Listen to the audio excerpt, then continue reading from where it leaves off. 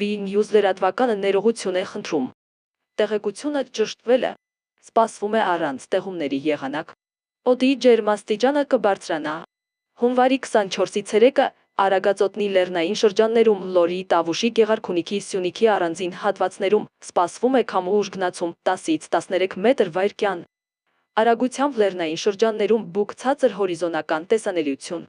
Հունվարի 25-ի գիշերը և առավոտյան ժամերին հանրապետության ավտոճանապարհներին սպասվում է մերկասառույց։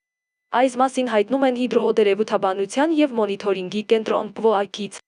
Երևանում հունվարի 24-ից 3-ը 25-ից 29-ին սպասվում է առանց տեղումների եղանակ։ Հունվարի 27-ի երեկոյան հնարավոր է ձյուն։ Հանրապետության տարածքում հունվարի 24-ից 3-ը 25-ից 26-ին, 27-ի գիշերը 28-ից 29-ին սպասվում է առանց տեղումների եղանակ։ Հունվարի 27-ից 3-ն առանձին շրջաններում սպասվում է ձյուն, լեռնային շրջաններում բուք ցածր հորիզոնական տեսանելիություն։ Քամին հարավարևմտյան 2-ից 5 մետր/վայրկյան։ Հունվարի 24-ից 3-ն առանձին շրջաններում սպասվում է նաև քամու ուժգնացում 10-ից 13 մետր/վայրկյան։ Լեռնային առանձին հատվածներում բուք։ Հունվարի 25-ից 29-ի առավոտյան ժամերին Արարատյան և Շիրակի դաշտի ցածրադիր հատվածներում սպասվում է մառախուղ։